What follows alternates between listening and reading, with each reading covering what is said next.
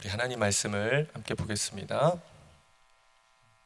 우리 신명기 32장 46절에서 47절까지 보겠습니다. 신명기 32장 46절에서 47절까지입니다. 네, 다 찾으셨으면 우리 한 목소리로 두 절 말씀 함께 읽겠습니다. 시작. 그들에게 이르되 내가 오늘 너희에게 증언한 모든 말을 너희 마음에 두고 너희의 자녀에게 명령하여 이 율법의 모든 말씀을 지켜 행하게 하라. 이는 너희에게 헛된 일이 아니라 너희의 생명이니 이 일로 말미암아 너희가 요단을 건너가 차지할 그 땅에서 너희의 날이 장구하리라. 아멘. 오늘 말씀 제목은 자녀를 세상에 빼앗기지 말라입니다. 따라해 볼까요? 자녀를 세상에 빼앗기지 말라. 네, 제가 올해 교육국을 맡게 됐습니다. 교육국을 맡으면서 기도 중에 주님이 세 가지 교육국을 세울 수 있는 기둥을 보여주셨어요. 첫째는 이 중심 사역이라고 할 수 있는데, 첫째 사역은 다음 세대를 세우는 일입니다. 다음 세대가 하나님을 만나고 세상에 나아가서 세상을 이기며 살아가는 아이들로 만나게 하는 거죠. 하나님을 만난다는 것은 두 가지 의미가 있습니다. 복음과 성령으로 거듭나는 것을 의미하고요. 두 번째 의미는 날마다 예배와 기도로 하나님을 만나고 주님과 동행하는 삶을 살아가는 것을 말하죠. 이렇게 하나님을 만난 아이들이 교회에서 계속 훈련을 받는 겁니다. 우리 담임 목사님이 우리 교회는 군대다라고 계속 얘기하시는데, 우리 교육국은 군대 중에 무슨 부대일까 계속 고민을 했어요. 그랬더니 신교대대 훈련소이겠다라는 생각이 들었습니다. 그래서 새로 들어온 아이들 옷부터 바꿔 입고 훈련을 시키는, 그래서 세상에 나아가서 군사로 살아갈 수 있도록 하는 것, 다음 세대 세우는 일 아주 중요하다라고 생각이 들었어요. 두 번째는 교사를 세우는 일입니다. 사실 교사는 아무나 할 수 없는 일이죠. 전문성을 가지고 있어야 되고 또 영성도 갖고 있어야 됩니다. 그래서 교사를 날마다 좀 훈련시킬 계획입니다. 그래서 가르치는 내용에 대해서도 잘 알아야 되고, 또 교사로서의 어떤 하나님과의 친밀한 관계도 가지고 있어야 되고, 또 그렇게 아이들을 가르치면서 가장 중요한 건 자기 자신이 가르치면서 변화되는 것이죠. 성숙해져 가는 것이죠. 그런 교사를 좀 세우려고 하고 있습니다. 세 번째는 부모를 세우는 일입니다. 예수님을 닮은 부모, 정말 아이들의 신앙을 우선순위로 여기고 아이들의 신앙을 양육할 수 있는 예수님을 닮은 그런 부모들을 저희가 좀 세우려고 이런 세 가지의 어떤 중심 사역을 지금 가지고 있어요. 왜 이것을 시작부터 나누냐면요, 다음 세대를 세우는 일, 이것은 부모의 역할이 너무나 중요하기 때문입니다. 부모들이 영적으로 깨어 있어야만, 그리고 주님을 만나고 날마다 예수님을 닮은 거룩한 성품으로 변화되어 가고, 그리고 신앙으로 아이들을 길러내려고 하는 소명감, 그 소명감이 있어야만 다음 세대 교육이 성공할 수 있습니다. 그래야 교회에서 아이들의 교육이 가능하기 때문이에요.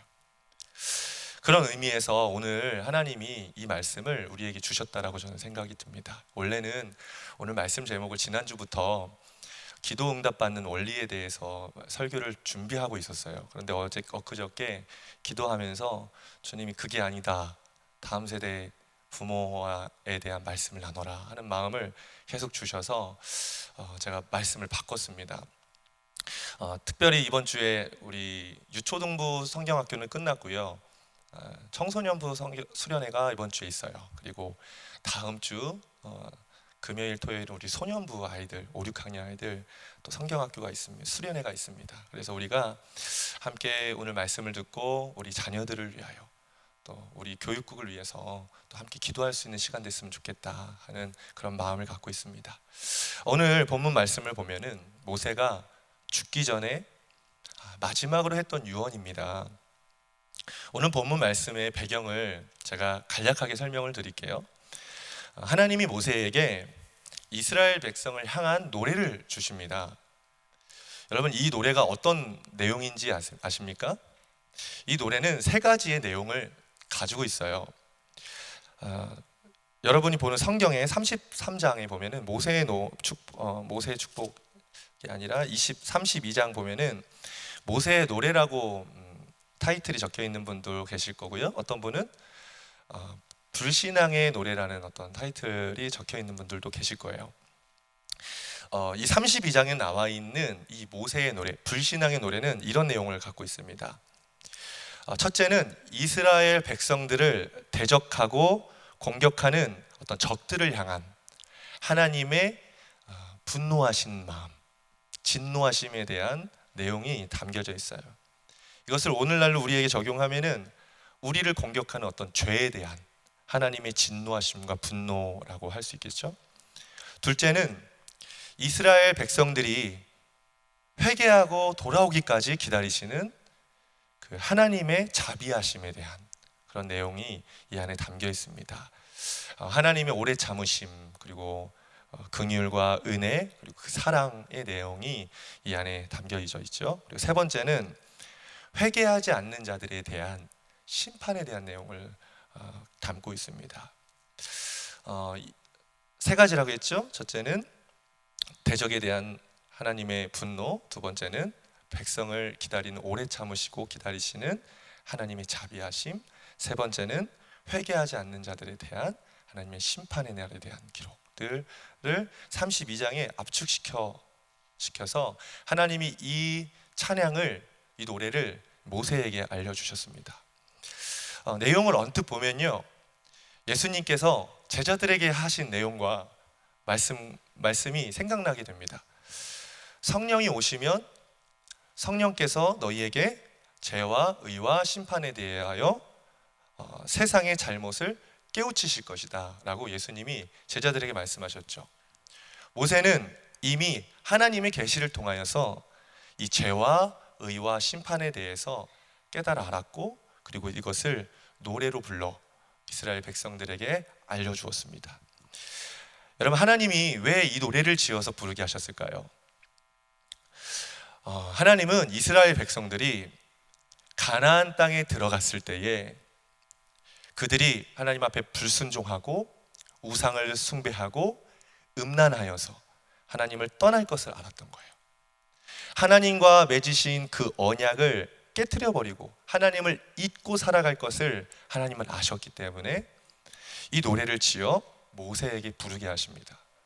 신명기 31장 29절에서 29절 우리 함께 볼까요? 신명기 31장 이 말씀을 19절부터 21절까지 함께 읽어보겠습니다. 시작. 이제 이 노래를 적어서 이스라엘 백성에게 가르쳐 부르게 하여라. 이 노래가 이스라엘 자손에게 내가 무엇을 가르쳤는지를 증언할 것이다.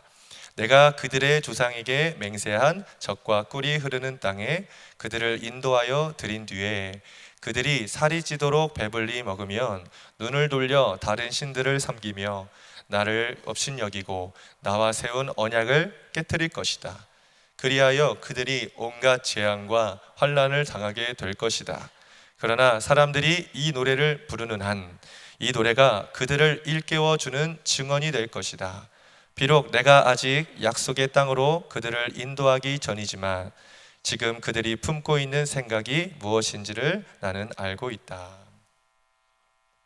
하나님께서 이스라엘 백성들이 어떻게 될지를 이미 다 예견하시고 그들에게 이 노래를 불러주어 이 노래가 그들을 영혼을 깨워주는 그런 증언이 될 것이라고 말씀을 하세요.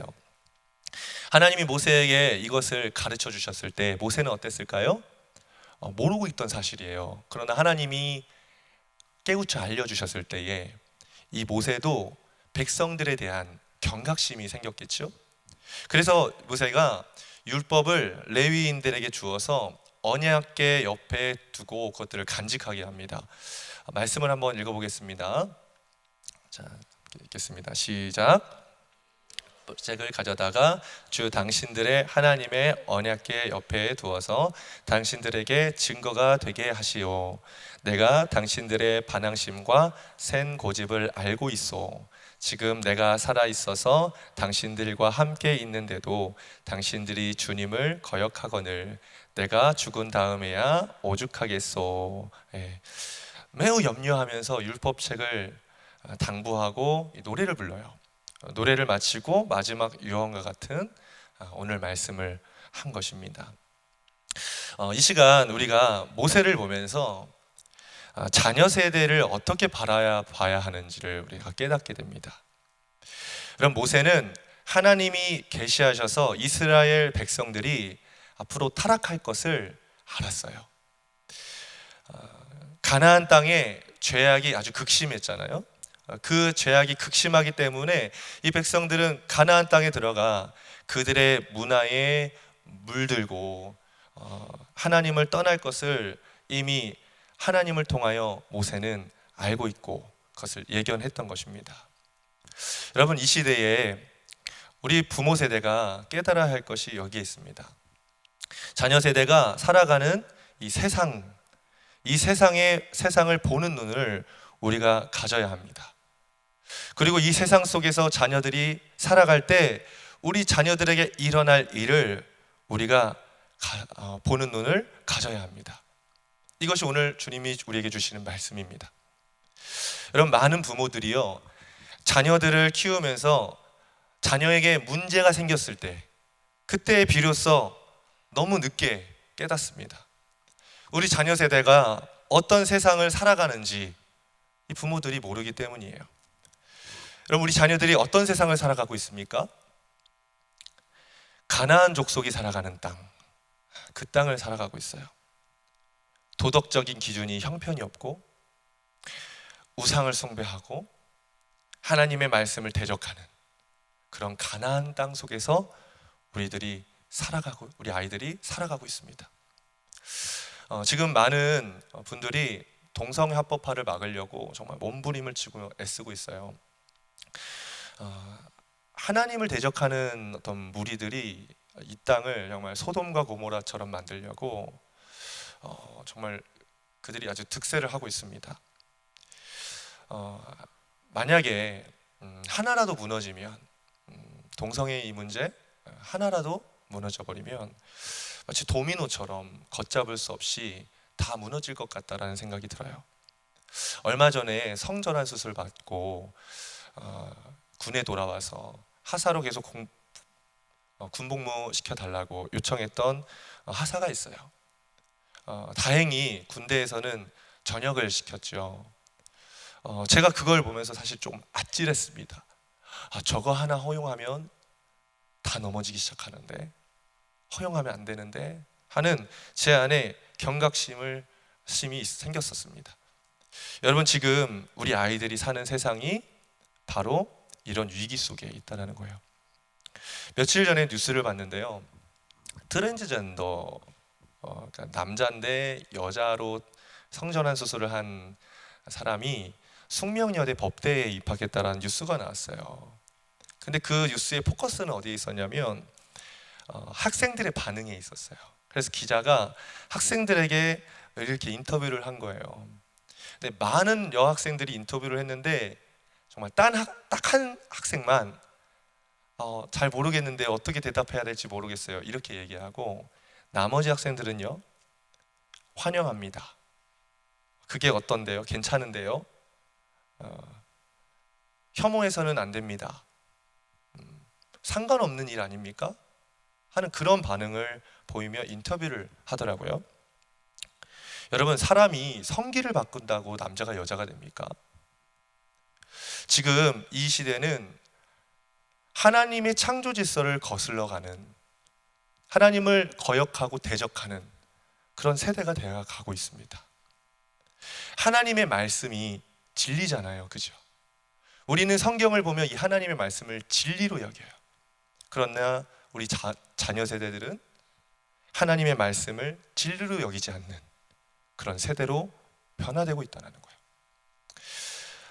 연말에 저희 아내가 크리스마스가 다가오길래 저희 첫째 아이에게, 이름이 나린이거든요, 나린이에게, 나린아, 성탄절은 예수님 생일이야. 성탄절은 예수님이 태어나시고 예수님이 주인공이셔. 절대 산타 할아버지가 주인공 아니다. 산타 할아버지 기다리지 마. 산타 할아버지는 사람들이 만든 거고 실제 하는 게 아니야 라고 가르쳤어요. 근데 이 아이가 유치원에 갔는데 크리스마스 전날에 유치원에 산타 할아버지가 온 거예요. 산타 할아버지가 수염이 덥수룩 하고 옷을 입고 선물을 들고 산타 할아버지가 들어오신 거예요. 근데 다른 친구들은 와 산타 할아버지다 하고 산타 할아버지한테 막 달려드는데 저희 딸이 야 저 산타 할아버지 가짜야 한 거예요. 그런데 여러분, 그걸 옆에서 듣고 있던 선생님이 나리나 너 누구한테 그렇게 배웠니? 산타 할아버지 진짜 있어. 그렇게 얘기를 했다는 거예요. 그리고 가정통신문이 왔는데 아이의 동심을 파괴하는 말을 하지 마십시오 하는 공지가 왔어요.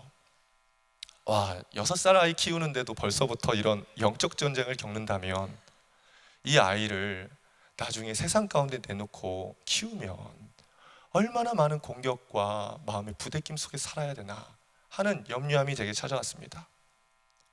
여러분, 앞으로 우리 자녀들이 살아가는 이 세대가 얼마나 패역한 세대로 어두운 세상으로 변화되고 있는지를 여러분 눈뜨고 보셔야 합니다. 그걸 깨달아야 돼요. 우리 아이들은 정말 심각한 영적 상태에 지금 놓여 있습니다. 작년 말에 다음 세대를 섬기면서 우리 자녀들을 위해서 더 기도하게 되더라고요. 자, 사람이 간사해요. 교구사역 할 땐 다음 세대를 위하여 잘 기도 안 하다가 다음 세대를 맡으니까 이제 다음 세대를 위하여 날마다 기도하게 됩니다. 계속 기도해야 되겠죠. 그런데 기도할 때마다 제 안에 영적 위기가 계속 찾아와요. 어떤 환상들이 보이냐면, 잘 들어보세요. 우리 자녀들을 가운데 놓고 마귀와 줄다리기를 하고 있는 상상이 계속 펼쳐져요. 마귀와 내가 데리고 가겠다 실랑이를 벌이고 있는 그 환상이 제 앞에 막 펼쳐지는 거예요. 여러분, 우리 아이들을 뺏어가려고 하는 세상과 그 속에서 득세하고 있는 그 마귀의 세력이 얼마나 강한지 아십니까? 그냥 놔두면 다 빼앗깁니다. 아이들 보십시오. 게임, 연예인, 미디어, 음란 영상, 학교에서 중요하게 여기는 성적, 입시 중심, 개인주의. 어떤 아이는요, 욕을 안 하면 친구를 사귈 수 없다고 얘기를 하더라고요. 욕을 안 하면 친구들이 왕따를 시킨대요. 그러니까 어쩔 수 없이 욕을 해야만 한다고 얘기를 하더라고요. 여러분, 안타까운 것은 이번 주에 저희 청소년부 부장님이 기도 제목을 하나 올려주셨는데, 안타까운 건 아이들도 알아요. 그렇게 세상이 공격해 오는데 그것을 이기고 거슬러 올라가서 살아야 한다는 걸 아이들도 알아요. 그런데 아이들이 뭐라고 고백하냐면 거부해도 안 된다는 거예요. 거부해도 계속 넘어진다는 거예요. 마치 쓰나미처럼 아이들을 삼켜버려서 아이들이 저항을 하기가 어렵다는 것입니다. 여러분, 지금 우리는 기로에 서 있는 거예요. 이 아이들을 세상에 빼앗길 것인가? 아니면 이 아이들을 지켜낼 것인가? 우리는 지금 이 기로 안에 서 있습니다. 얼마 전에 정말 마음 아픈 소식 하나를 들었어요. 제가 하동에서 목회할 때요, 교회에 주일학교에 나왔던 세 자매가 있어요. 엄마 아빠는 안 믿어요. 그런데 저희 주일학교 선생님이 전도를 하셔가지고 세 자매가 교회를 왔어요. 4살, 초등학교 1학년, 그리고 초등학교 3학년이었어요. 이 아이들이요, 얼마나 예쁘던지요, 제 말을 너무 잘 들었어요. 그래서 교회는 빠지면 안 돼, 하나님 앞에 예배 드려야 돼 하니까 아이들이 교회를 안 빠졌어요. 그래서 날마다 스타렉스 봉고차로 아이들 집 앞에 찾아가서 아이들을 태우고, 그 주일 아침, 이른 아침 9시에 아이들을 데려다가 예배를 드리며 아이들에게 예수님을 알려드리고 아이들에게 복음을 심어주고, 그렇게 아이들을 계속 영적으로 성장시켰어요. 이제 하동을 떠나와서 벌써 3년 차가 됐어요. 이제 이 아이들도 많이 컸더라고요. 첫째는 중3이 되었고, 둘째는 중1, 그리고 셋째는 초등학교 3학년이 되었어요. 얼마 전에 이 둘째 아이에게 전화가 왔어요. 이런저런 얘기를 하다가 이 둘째 아이가 그러는 거예요. 사모님, 저희 언니가 교회를 안 나가요. 그러는 거예요. 너무나 마음이 아팠어요. 그 아이를 누가 빼앗아 간 겁니까? 마귀죠. 양을 도둑질한 마귀죠.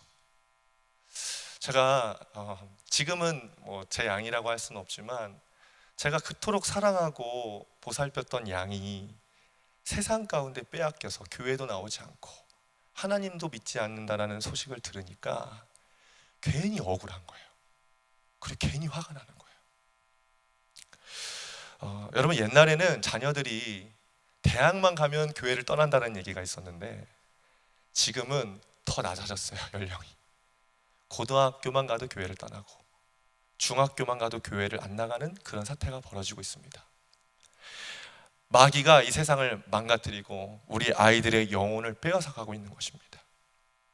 여러분, 지금 이 세상을 바라보며 아이들이 세상에 막 빼앗기고 있는데 이 상황을 보며 애통함이 있습니까? 아버지의 마음이 있습니까? 여러분, 어떤 부모가 세상 가운데 우리 자녀를 빼앗기지 않을 수 있을까요? 이 세상을 바라보고 또 우리 아이들을 바라보면서 긍휼한 마음과 애통한 마음을 갖고 있는 부모가 그의 자녀들을 빼앗기지 않을 수 있습니다. 여러분, 예수님께서 십자가를 지고 가실 때에 뒤쫓던 여인들이 가슴을 치며 예수님을 바라보고 울었어요. 그때 예수님께서 뒤를 돌아보시며 이 여인들에게 예루살렘의 딸들아, 너희는 나를 위하여 울지 말고 너와 너희 자녀들을 위해 울어라 하고 말씀하셨어요. 지금 예수님은 십자가를 본인이 고통스럽게 십자가를 지고 가시는데도 뒤에 따라오는 여인들과 그들의 자녀를 위해서 예수님은 지금 울고 계시다는 거예요. 예수님이 예루살렘에 입성하실 때 사람들이 호산나 호산나 찬양을 했어요. 사람들이 환호성을 쳤지요. 그때 예수님은 전혀 기쁘지 않으셨습니다. 도리어 예루살렘 성 가까이에 이르렀을 때 예수님은 그 성을 바라보시면서 슬피 우세요. 돌 위에 돌 하나 남지 않고 다 무너져 내릴 그 예루살렘 성을 바라보면서 슬피 우십니다. 여러분, 여기서 우셨다라는 단어를 원문으로 보면요, 엉엉 울다라는 뜻을 갖고 있습니다. 예수님이 되게 이렇게 엄숙하고 이렇게 잘 울지 않을 것 같은 그런 이미지잖아요. 근데 예수님은 그렇지 않았다는 거예요. 멸망당할 그 예루살렘을 바라보며 예수님은 엉엉 울었다라고 기록하고 있습니다. 여러분, 이 예수님의 심정이 느껴지십니까? 멸망당할 영혼들, 멸망당할 이 세상을 바라보며 엉엉 울고 있는 그 예수님의 심정, 그것이 느껴지십니까? 예수님의 말씀대로 주 70년 후에 예루살렘이 완전히 멸망합니다. 로마 군인들이 이 갓난아기들은 다 내동댕이 쳐버리고 여인들은 다 강간하고 남자들은 다 학살을 시켜요. 예수님은 이 세상의 죄악과 그 가운데서 죽어가는 한 영혼들을 보시면서 마음이 아팠던 거예요. 그래서 자신은 십자가를 지고 고통 가운데 가고 있으면서도 자신을 따라오는 그 무리들을 향하여 나를 위해 울지 말고 너와 너희의 자녀들을 위해서 울어라 하고 말씀하셨던 거예요. 여러분, 세상이 갈수록 어두워져 가고 있습니다. 먹구름이 계속 드리워져 가고 있는 것 같아요. 죄악이라는 토네이도가 이 한반도를 덮치고 있어요. 우리 아이들의 영혼을 다 집어삼킬 것만 같이 그런 위기감이 느껴집니다. 이 상황을 보며 예수님처럼 가슴을 찢고 바닥에 엎어져 가슴을 치며 엉엉 울지 않을 수가 없습니다. 여러분, 그러나 참 감사한 것은 지금도 이 세상을 위하여 또 우리 아이들을 위하여 눈물을 흘리며 기도하는 어머니들이 있다는 사실입니다. 마지막 성벽이 무너지지 않도록 자신의 몸을 던져 이 성을 지키고 있는 우리 부모님들이 있다는 것입니다. 그들의 자녀들은 결코 망하지 않을 것입니다. 그렇게 눈물 흘리며 몸을 던져 막고자 하는 부모들의 자녀들은 결코 망하지 않을 것입니다. 세상에 빼앗기지 않을 거예요. 저도 지난 과거를 돌아보면 왜 제가 죄를 안 지었겠습니까? 여러분, 저도 죄 많이 지었습니다. 죄가 저를 유혹하고 공격해서 넘어지기도 했고요. 어느 날은 은혜가 하나도 없어요. 마음에 그냥 마음이 완악해져서 그냥 하나님을 떠나서 세상의 그냥 유혹과 그 흐름에 그냥 빠져서 마음 편하게 즐기면서 그렇게 살고 싶은 마음이 들 때도 저에게 있었습니다. 그러나 저는 넘어지지 않았습니다. 그 이유가 무엇인지 아세요? 저는 저희 어머니의 기도의 눈물을 보았기 때문입니다. 저희 어머니는 저를 데리고 가서 항상 기도하실 때에 눈물을 흘리셨습니다. 새벽에 자고 있을 때 새벽 기도를 마치고 집에 오셔서 제 방문을 열고 그 차가운 손으로 제 머리에 안수하며 기도하실 때 흘리는 눈물을 저는 보았습니다. 세상의 유혹과 시험들이 찾아오고 그냥 방탕하게 편안하게 살고 싶다. 뭔 거룩이야, 뭔 목사야, 그냥 나도 세상 친구들처럼 술 마시고 그냥 방탕하게 방탕하게 그렇게 살면 어때 하는 마음이 제 안에 유혹과 시험으로 찾아올 때 저에게 생각난 건 어머니의 눈물이에요. 그래, 어머니의 눈물을 결코 헛되게 해서는 안 되지. 지금도 목회 길을 가고 있잖아요. 여러분, 목사의 길이 항상 즐겁고 행복하지만은 않습니다. 참 힘들고 고되고 포기하고 싶은 순간들이 찾아올 때가 있어요. 그러나 그때 무엇을 생각하냐면 지금도 이 새벽에 나를 위하여 눈물로 기도하시는 어머니가 있지. 결코 어머니의 눈물을 헛되게 하고 싶은 마음이 없는 거예요.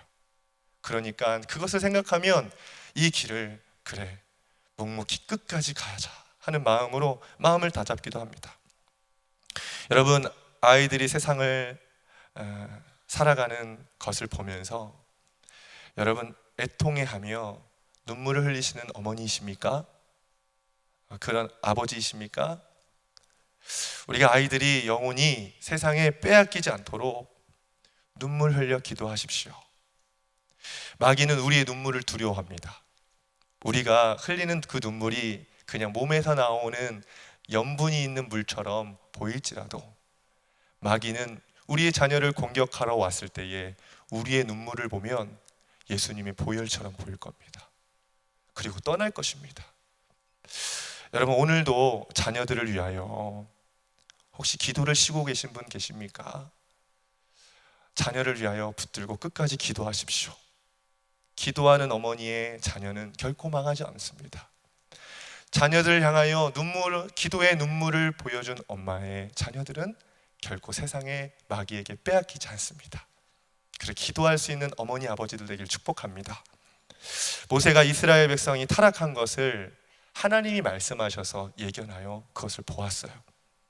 그 후에 노래를 불러주고 마지막 유언과 같은 이 말을 합니다. 오늘 본문 말씀인데요, 우리 함께 읽어보겠습니다. 자, 시작.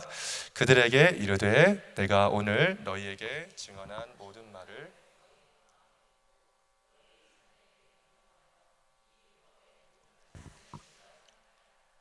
이는 너희에게 헛된 일이 아니라 너희의 생명이니 이 일로 말미암아 너희가 요단을 건너가 차지할 그 땅에서 너희의 날이 장구하리라. 모세는 지금 너희는 자녀들에게 하나님을 말씀을 가르치고 지키게 해라 라고 당부하고 있습니다. 여러분, 모세는요, 이 이스라엘 백성들이 가나안 땅에 들어갈 때 그 백성들이 가나안 땅에 들어가서 잘 먹고 잘 사는 환경적인 것들에 대해서 전혀 관심이 없었습니다. 모세는 오직 하나님의 거룩한 백성들이 그곳에 들어가서 영원히 잘 되기를 원했어요. 영원히. 여러분, 우리는 자녀들의 모습을 볼 때에, 자녀들을 키울 때에 자녀들이 영적으로 잘 되기를 원하십니까? 아니면 육적인 것이 잘 되기를 원하십니까? 자녀의 육적인 것에 관심을 두고 키우고 계십니까? 영적인 것에 관심을 두고 키우고 계십니까? 제가 당돌하게 질문 하나 해보겠습니다. 여러분 자녀들이 영적인 상태는 지금 어떻습니까? 정말 하나님을 지금 믿습니까? 그들 안에 거듭남이 있고 영원한 생명이 있습니까? 주님의 음성을 듣고 순종하며 오늘도 살아가고 있습니까? 어떠한 유혹과 시험이 찾아와도 넘어지지 않고 그것을 이겨낼 수 있는 힘이 우리 아이들에게 있습니까? 여러분, 요즘 많은 부모님들이 아이들의 영적인 문제는 관심이 없습니다. 오로지 그냥 아이들이 성적, 아이들이 출세하고 좋은 대학 가는 거, 거기에만 관심을 두고 우리 아이들을 양육합니다. 그러다가 우리 아이들의 영혼이 완전히 망가진 상태가 됐을 때 그때서야 뒤늦게 후회하게 되죠. 여러분, 그래서 우리는 지금부터 아이들을 키울 때에 우리 자녀들의 영혼에, 육적인 것 말고 영혼에 관심을 두고 우리가 아이들을 키워야 합니다. 예수님께서 오병이어 이적을 일으키신 후에 많은 사람들이 예수님을 찾아왔습니다. 막 몰려들었어요, 사람들이. 예수님은 사람들이 몰려들 때에 어떻게 하셨을까요? 도망가셨습니다. 사람들이 예수님께 막 찾아와서 예수님을 보길 원할 때 예수님은 도망가셨어요. 참 아이러니하죠? 예수님은 우리를 위하여 일부러 육신을 입고 이 땅에 오셨고 우리를 구원하기 위하여 오신 분이 왜 사람들이 찾아왔을 때 도망갈까요? 예수님을 찾아온 이 사람들은 오로지 관심이 세상의 떡에 있었기 때문이에요. 요한복음 6장 26절을 한번 읽어보겠습니다. 함께 읽어보겠습니다. 시작. 예수께서 대답하여 이르시되 내가 진실로 진실로 너희에게 이르노니 너희가 나를 찾는 것은 표적을 본 까닭이 아니요 떡을 먹고 배부른 까닭이로다. 사람들은요, 예수님을 볼 때에 예수님이 하나님의 아들이시고 그리스도라는 사실에 아무 관심이 없었습니다. 예수님은 이 사람들에게 영생을 주기를 원하셨고 하나님 나라의 비밀을 알게 하셔서 이들이 하나님 나라를 살게 하시길 원하셨는데 사람들은 그것에 관심이 없었어요. 그냥 오로지 먹고 마시고 살아가는 육적인 일에만 관심을 가지고 예수님을 찾아왔다는 거예요. 그렇게 예수님께 찾아왔을 때 주님은 매우 힘들어 하셨습니다. 심지어 성경에 보면 그 자리를 피하여 도망가셨다라고 말씀하고 있어요. 여러분, 주님이 우리에게도 물으시는 것 같습니다. 너희는 자녀를 키울 때 육적인 것이 잘 되기를 원하니? 아니면 아이들의 영혼이 잘 되기를 원하니? 여러분, 물어보겠습니다. 여러분 자녀들이 교회에서 성경 통독해서 성경 왕상을 받아왔어요. 또 학교에서 공부를 잘해서 성적상을 받아왔어요. 두 상을 가지고 딱 내밀었을 때 어떤 상이 가장 좋으십니까? 주일에 시험 기간에 아이들이 예배드리러 가는 것이 중요합니까? 아니면 학원에 가서 공부하는 게 중요합니까? 아이들의 인생 속에서 아이들이 하나님을 만나는 것이 우선일까요? 아니면 좋은 대학에 가는 것이 우선일까요? 말은 안 하지만 속으로 학원보다 교회가 우선이지요. 저는 학교 성적상보다는 성경 통독상이 더 좋아요. 이렇게 속으로 생각하실 거예요. 그러나 여러분, 여러분의 그 생각의 진정성이 언제 드러나시는지 아십니까? 지금은 잘 모릅니다. 지금은 내가 아이들을 잘 양육하고 있는 것 같아요, 신앙으로. 그런데 이게 언제 드러나냐면요, 아이들이 성인이 됐을 때 드러납니다. 아이들이 다 커서 이제 부모와 독립하려고 할 때에 교회를 가기 싫어하고 교회를 떠나려고 할 때에 그때에 비로소 내가 이 자녀를 정말 하나님 중심으로 이 자녀의 영혼에 관심을 두고 이 아이를 키웠는지 아니면 세상에 두고 키웠는지 그때 판단될 것입니다. 이 책임을 누가 져야 하겠습니까? 여러분, 지금 늦지 않았습니다. 지금 아이들의 영혼에 더욱더 관심을 두고 아이들을 키워야 할 때일 줄 믿습니다. 경제 용어 중에 아웃소싱이라는 말이 있어요. PPT 한번 볼까요? 제가 아웃소싱에 대해서 사전적 의미를 찾았는데 이렇게 말합니다. 기업 업무의 일부 부분이나 과정을 경영 효과 및 효율의 극대화를 위한 방안으로 제3자에게 위탁해 처리하는 것. 기업이 일을 자기들이 안 하고 제3기업에다가 제3자에게 그것들을 맡겨서 그 일들을 효과적으로 처리해 나가는 것이 아웃소싱이라고 해요. 여러분, 요즘 제가 이것을 왜 준비했냐면요, 요즘 많은 부모님들이 아이들의 신앙을 교회에 아웃소싱합니다. 자녀의 신앙 교육을 자기가 책임지려 하지 않고 그냥 교회에 맡기고 있는 상황입니다. 마치 타가소처럼 말이죠. 1919년 평양시진학교에서 곽안영 교수님이라는 분이 계셨는데 그분이 목사지법이라는 글을 쓰셨어요. 좀 볼까요? 이런 글을 쓰셨습니다. 주일학교는 부모의 가르치는 것을 보충하는 것이니 부모가 그 책임을 내려놓고 그 선생이 다할 수 없느니라. 다시 한번 읽어드릴게요. 주일학교는 부모의 가르치는 것을 보충하는 것이니 부모가 그 책임을 내려놓고 그 선생이 다할 수 없느니라. 교회는 자녀의 신앙을 책임지는 곳이 아닙니다, 여러분. 교육국은 우리 아이들의 신앙을 책임져 주는 곳이 아니에요. 교회는 가정의 신앙 교육을 보충해 주는 곳입니다. 동의하시면 아멘 하십시오. 아멘. 아이들의 신앙 교육의 1차적 책임은 누구십니까? 부모입니다. 저는 이 부분을 저희 선생님들한테 분명히 교육을 했습니다. 우리 아이들의 신앙을 여러분들이 책임지려 하지 마십시오.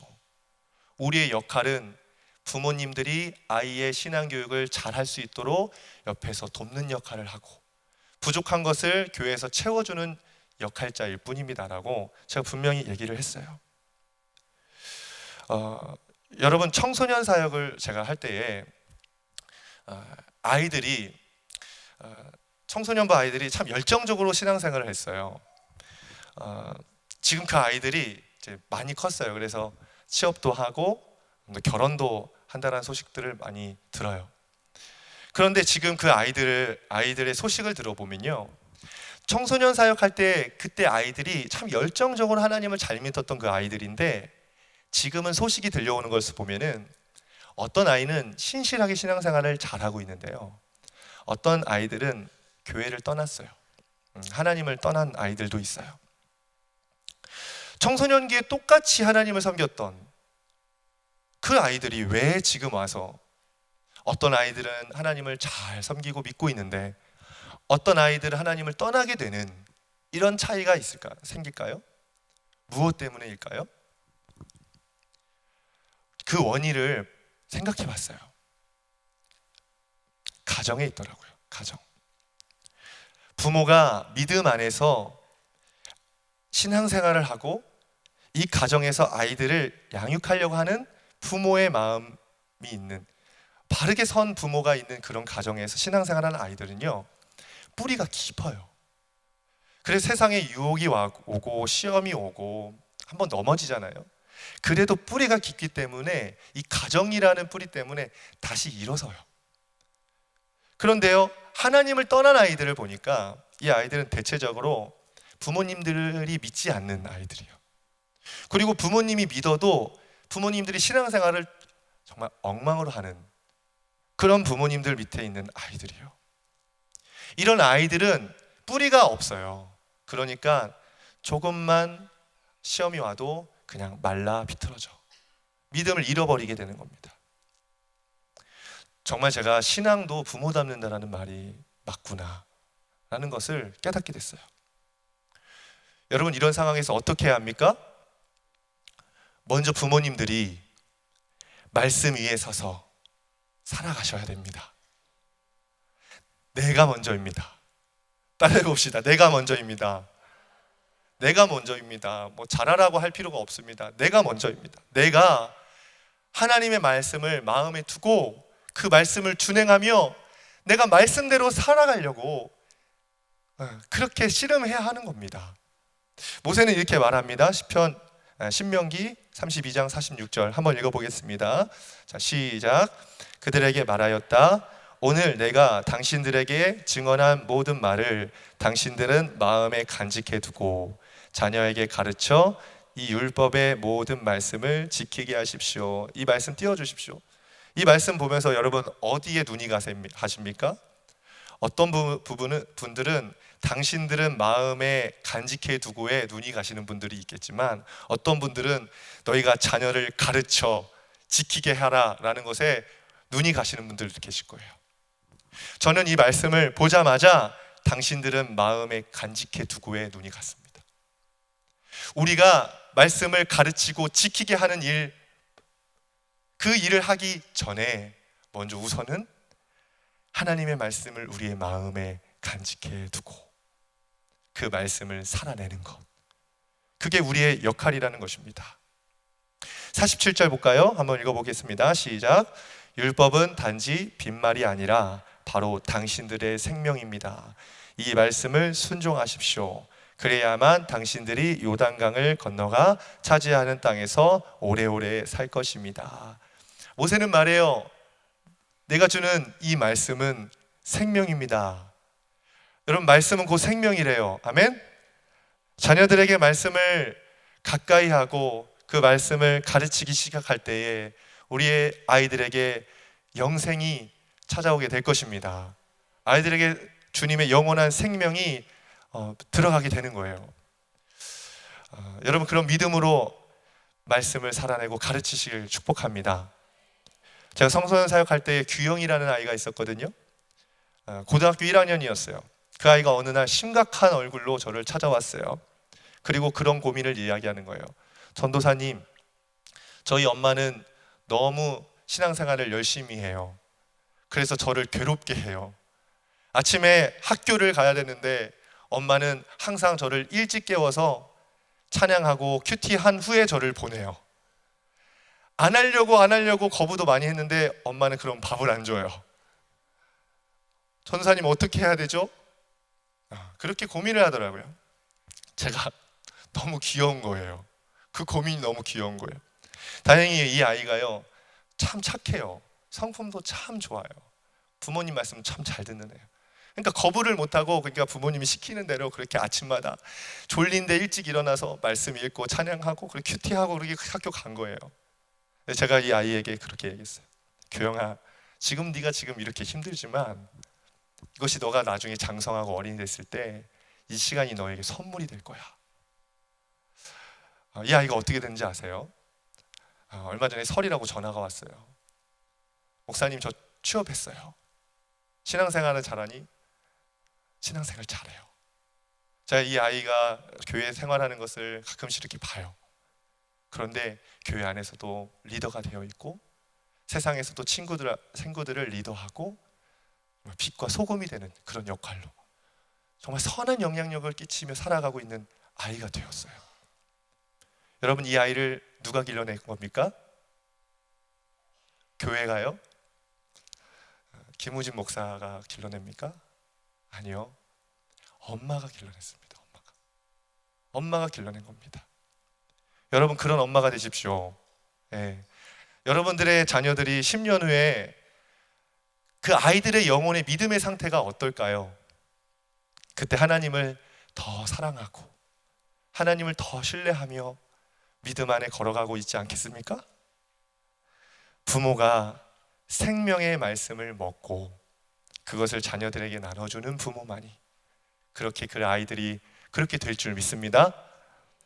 제가 월요일에 저녁에 책을 한 권 읽는데 아이가 제 방으로 오는 거예요.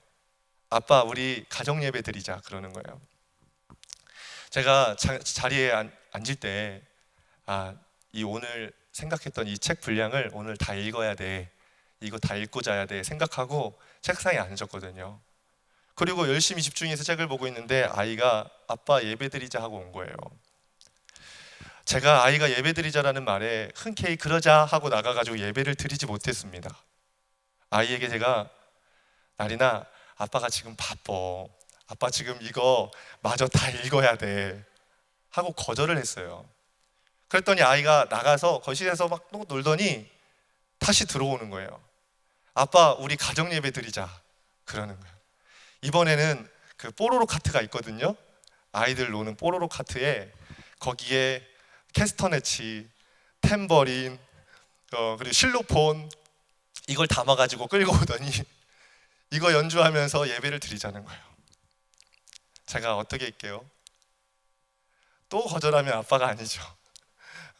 그래 알았어, 거절할 수가 없다 하고서 나가서 하나마 일로와 여보 일로와 해가지고 거실에 뺑 둘러앉아 저는 탬버린을 치고 저희 아내는 실로폰을 치고 저희 아이는 캐스터네츠를 치면서 그렇게 찬양을 불렀습니다. 그리고 나서 고린도후서 5장 17절 말씀을 함께 암송했어요. 그렇게 예배를 다 마쳤습니다. 우리 아이가 너무 행복해하는 거예요. 근데 뒤돌아서 방 안에 들어가 앉았는데 마음의 뿌듯함보다는 그냥 죄책감이 든 거예요. 아이가 먼저 예배하자고 했을 때 내가 왜 바쁘다고 했을까? 저의 가정 생활을 돌아보게 된 거예요. 그냥 바쁘다, 피곤하다라는 생각만 갖고 아이의 신앙 양육은 그냥 아내에게 다 떠맡긴 채 관심 없이 살진 않았나.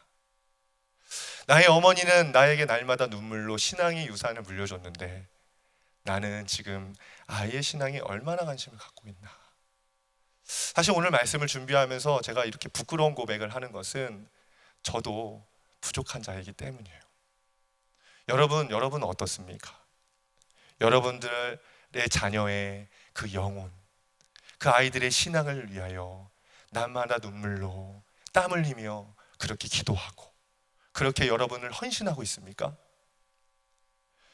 여러분, 우리는 회개해야 합니다. 정말 아이들의 육적인 것, 세상적인 것에만 관심을 갖고 길러왔던 것, 그것들을 회개해야 합니다. 그리고 이제는 주님 앞에 정말 영원한 생명을 먹이기 위하여, 이 아이들에게 하나님의 말씀을 먹이기 위하여 새롭게 결단하며 우리가 헌신하며 우리 자신을 드려야 합니다. 사랑하는 여러분, 지금 우리 아이들에게 물려줄 것이 무엇입니까? 육적이고 세상적인 겁니까? 아니면 영혼이 잘 되는 하나님의 말씀입니까? 혹시 우리 아이들을 그냥 교회에 그냥 맡겨놓고 아이들의 신앙생활을 교회에서 알아서 해주겠지 하고 그냥 맡겨놓고만 있지 않습니까? 여러분, 깨어나시길 축복합니다. 우리 자녀들의 양육은 누가 합니까? 내가 합니다. 할렐루야. 선생님이 아닙니다. 전도사님이 아닙니다. 내가 하는 겁니다. 여러분, 아이들의 그 영혼을 끌어안고 그 아이들의 영혼을 책임질 수 있는 부모님들 되시길 축복합니다. 그때 그 아이들의 영혼이 잘됨같이 범사에도 잘되고 강건하게 기도합니다. 아멘. 아멘. 우리 함께 찬양했으면 좋겠습니다. 오늘 우리 눈물로라는 찬양인데요, 이 찬양이 마음에 참 와닿았어요. 그래서 정말 눈물로 씨앗을 뿌리며 아이들을 길러낼 때 우리 아이들이 이렇게 자라겠구나 하는 소망이 있었습니다. 함께 찬양하고 기도했으면 좋겠습니다. 우리 불 좀 꺼주세요. 우리 오늘 눈물로, 우리 오늘 눈물로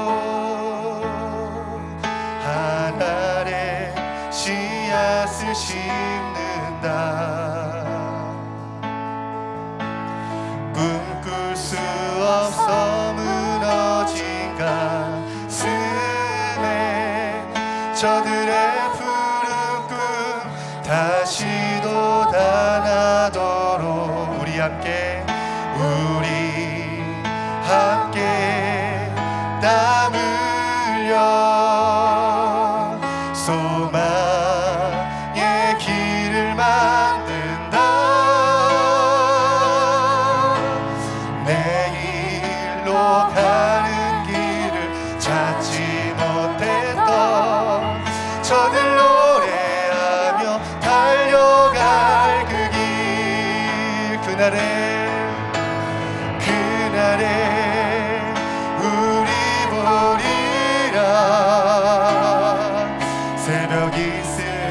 같은 저들 일어나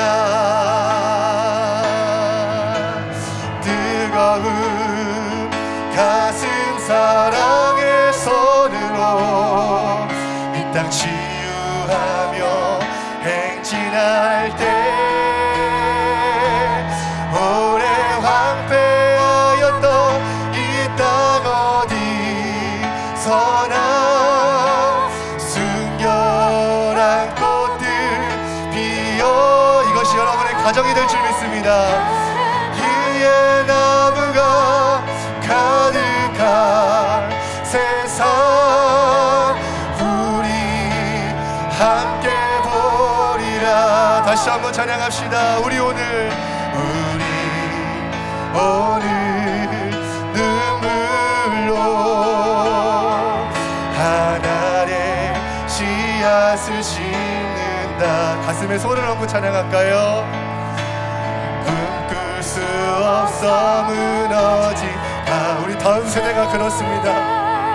저들의 푸른 꿈 다시 돋아나도록 우리 함께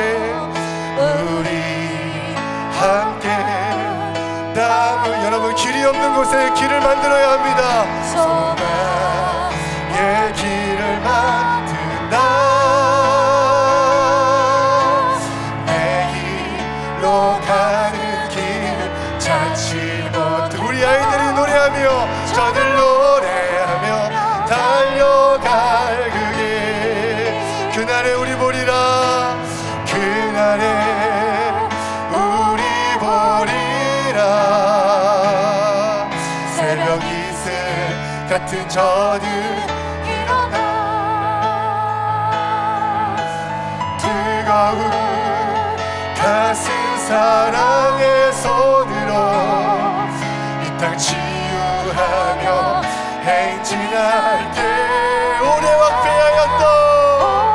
황폐하였던 이 땅 어디서나 순결한 꽃들 피어나고 의의 나무가 가득한 세상 우리 함께 보리라.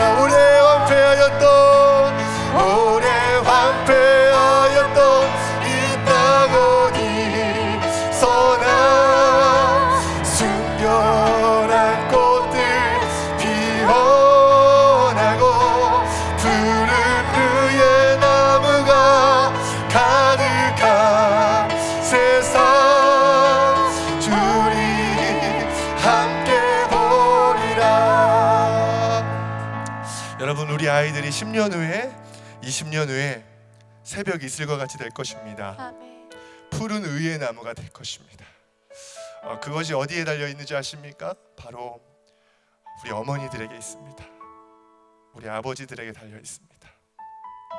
오늘도 우리 아이들의 그 영혼의 상태를 바라보며 예수님처럼 가슴을 찢고 땅에 엎드려 엉엉 울며 주님 우리 아이의 심령을 주님 새롭게 해주십시오. 우리 아이를 고쳐주십시오. 우리 아이가 구원받기를 원합니다. 그렇게 기도하는 어머니들의 그 자녀들이 새벽 이슬과 같이 될 것이고 푸른 의의 열매가 될 것입니다. 여러분 우리가 이 세상을 바라보며 우리 아이들을 바라보며 예수님처럼 기도합시다. 우리 안에 정말 아이를 향한 그 긍휼과 간절한 마음이 없다면 그것은 주님 앞에 큰 범죄입니다. 마음이 냉랭하고 아이들에 향한 뜨겁게 올라오는 사랑이 없다면 그것은 주님 앞에 직무유기입니다.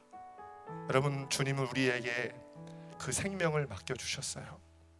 우리의 자녀들은 내게 아니라 아버지의 자녀들입니다. 그냥 이 땅에서 잠시 잠깐 우리의 가정을 선택하시고 우리를 선택하셔서 우리의 손에 맡겨주신 것뿐이에요. 그 아이들을 영혼을 변화시키고 그 아이들을 거듭나게 하지 못한다면 그것은 주님 앞에 큰 범죄입니다. 이 시간 주님 앞에 통한 마음으로 기도합시다. 주님, 우리의 아이들의 영혼에 하나님 그들에게 생명을 부어주십시오. 하나님, 우리가 주님의 그 영혼들을 위하여 눈물로 기도하기를 원합니다. 이 아이들을 빼앗아가는 이 세상을 보며 아버지의 그 분노하심을 가지고 주님 기도하며 이 세상을 변화시키기를 원하고, 소망이 없는 그 길을 만들어내길 원하고, 우리 아이들에게 하나님을 알게 하기를 원합니다. 주님, 그런 어머니로, 그런 아버지로 주님 우리를 사용하여 주십시오. 우리의 영화를 누려 하나님 깨닫게 하여 주시옵소서. 주님 이름 한번 부르고 합심해서 함께 기도하겠습니다. 주여